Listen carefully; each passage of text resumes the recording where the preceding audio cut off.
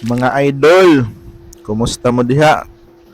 Kumustang ratol sa linog mga idol? So di gid lalim no. Karon bag-o na lang sad mga alas 7 kape no. Galinog na sad. So ganihang buntag ni agi gid tag karatol mga idol no.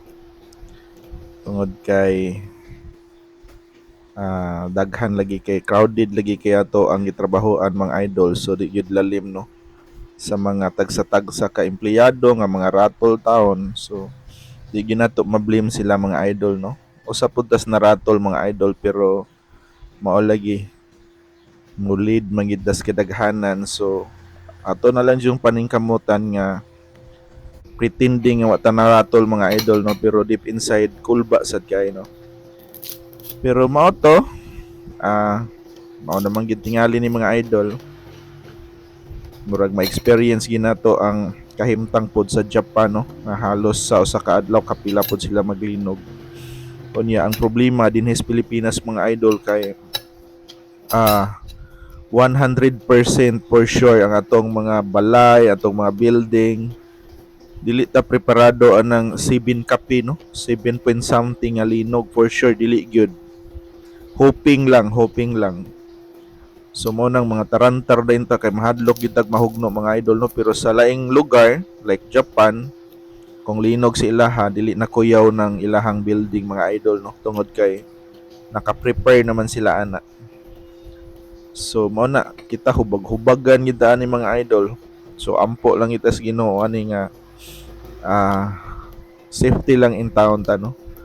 Di lang mahugno ang atong balay, di lang mahugno atong gitrabahoan, or di lang in town ta timingan dias dalan nga magdagan ta kay di gid lalim. So mga on ta mga idol no, ang akong sudan kay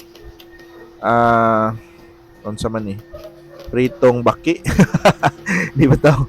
Prito na siyang danggit mga idol no. Nya natay manok nya ang nagbida diha kay atong suka ug sili. So mo ni atong pamahaw mga idol no. Nya pag-abot sa alas 9 ganiha, naratol dayon ta no. Hilis din kinaon mga idol tungod sa linog. So say magkatawat ang maghuna-una mga idol no, pero hadlok ba gid tinuod. Di sa gid lalim tinuod mga idol no. Labi nang naigo gid ta sa sentro like Davao. Naagi casualty dito mga idol no. Nakakita na tag mga gipang post nga naagi patay. So looy no, looy gid kayo. So mao ni kinahanglan na gid tag mag-amping mga idol, nagka tiguang na sad gining ato ang kalibutan no. Pareha ra gid sa tanig tao no. Magkatiguang kurog-kurog sang tuhod no. Way kalainan sa ato ang unsa ni, sa atong kalibutan mga idol no, nga murag tandugonon na sad gyud kaayo. So way laing solusyon ani mga idol no, ang pag-ampo ra gyud Ginoo nga unta kitang tanan, dili lang gyud ma-casualty no? Dili lang gyud in town ta maigo anang ngilngig na sad kay nga mga panghitabo mga idol no? So hoping lang sad nga mohunong na sad ni mga idol kay nabit tay mga anak. Para ganiha paglinog didto, so nagkontrol tas mga tao mga idol, pero ang atong una-una naasad taon diri sa atong anak, naamtay pamilya. So muna di gyud lalim. So hoping katong naigo sa linog gid no, safety ra mo diha og katod yung casualty. So tingali mao na gina siya atong dangatan.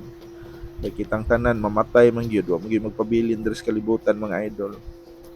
Magkatiguang ta or batan-on pa ta sa panahon nga kuhaon na kita, di magita kabalibad ana, pero ang importante mag-amping, mag-ampo niya, isalig lang gid nato sa kahitasan ang tanan. So dinhi na lang ko to bakong ma-share idol no. So amping and God bless, bye bye.